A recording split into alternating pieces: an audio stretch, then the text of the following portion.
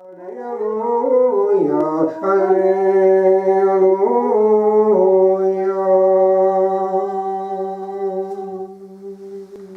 Peace I bequeath to you, my own peace I give you. This morning arrived out of the blue an unexpected surprise.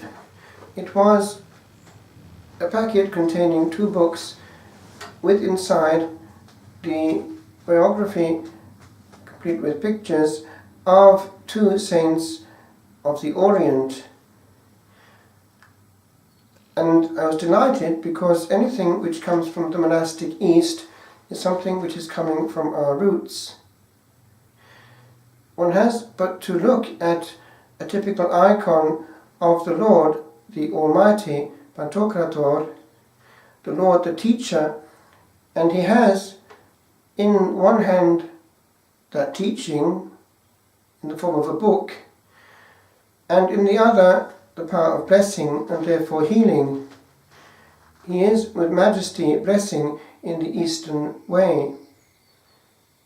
The link between 2 and 3 is to be seen in the fingers, 3 persons and then 2 natures. Strangely enough, a tradition which we had also in the Carthusian rite. All blessings were done in the Eastern mode, as was the incense.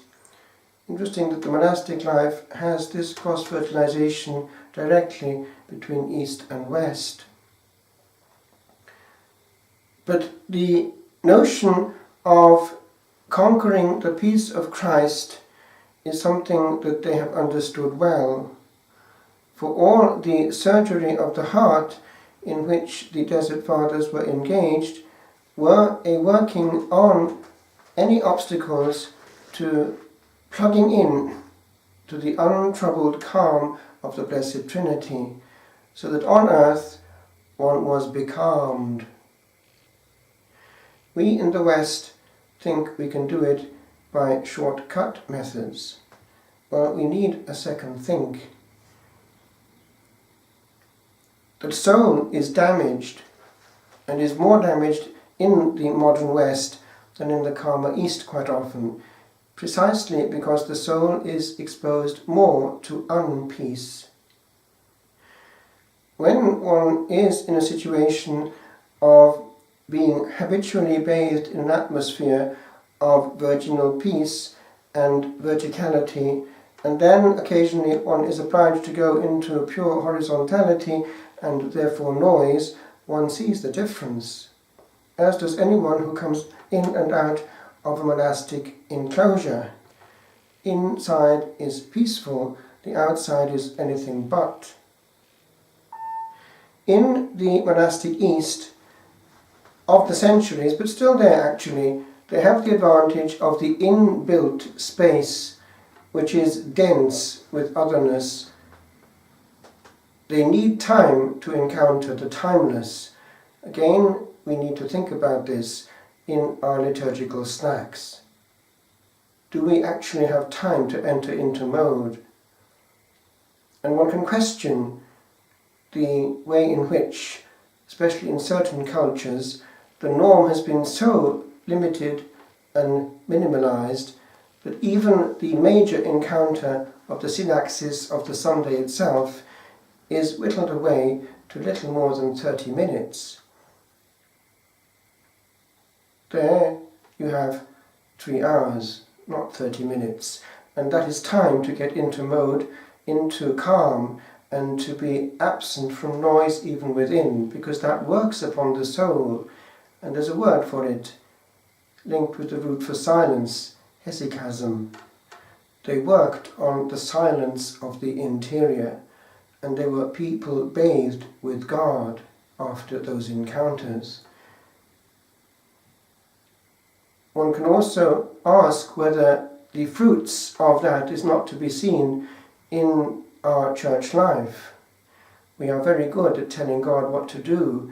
One sees it even now in the perfect, excellent engineering and programming of vocations. Then question mark down the line, do they come? Whereas in the East they never even think of programming vocations, they just come. because God has access quietly to the soul who is not in the way. But there is also more to it. When God has that sacred space in which to reign freely and without any human obstacle, then he is very much in charge. If we observe that much noise creeps in by osmosis into the sacred sphere, and also therefore into the way in which we handle God, we are always creating means of making him more interesting, then one wonders, is it perhaps this element of lack of precisely the anchoring of all in the unhurried peace of the one who is ultimately in command? When we have a fidget at the altar, one has a fidget outside also in the congregation and a fidgety parish. And the fruits are what they are. Extend that to the life of the church itself and have a very large number of people in powerful places who are by tendency excellent practitioners and administrators, and then one sees what happens. We have a massive machine functioning perfectly, but sometimes one wonders who is actually running it. It's just a question to be looked at, because in the East, where things are unchanged, one sees that although they have huge problems here and there, notably of division, internal division I mean, they do nevertheless have in its prayer mode something which is not damaged, and which also leads to a way in which God can, at least in their situation, be sufficiently in command not to let the different layers crumble.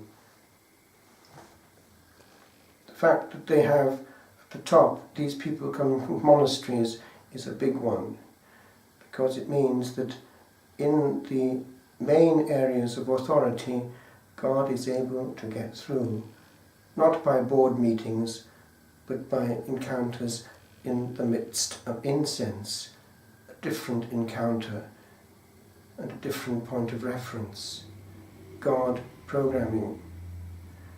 And in that context, I'd just like to conclude with something which hit me way back in school days when reading about a great Eastern monk, Seraphim of Sarov. One day, a personal friend of his was spending time with him, and he went into prayer mode, but it was eremitic prayer in that situation, and they were on a deserted mountain in prayer, and they were still there when the sun was rising.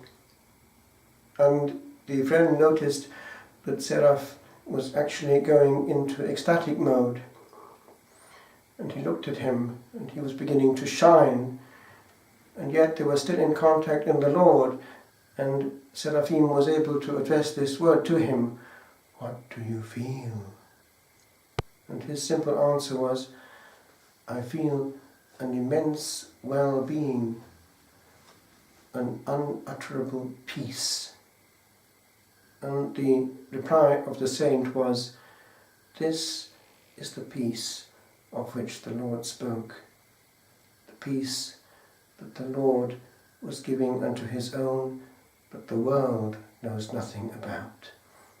And if we are trying to dope ourselves by different forms even of religious experience, where the human is taking the place of God, we will have that kind of peace, the outer layers of our psyche somewhat tickled, but the anchoring of the will miles away from the very source, which is the will that made us.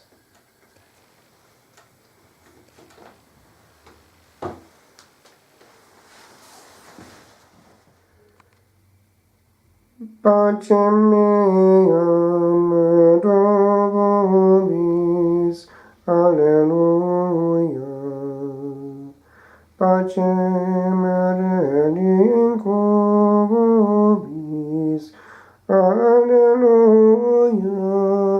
Alleluia.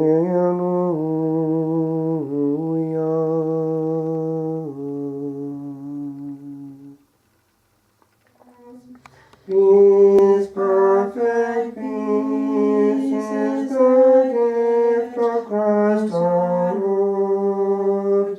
Love, perfect love, is the gift of Christ our Lord. Love, perfect love, is the gift of Christ our Lord.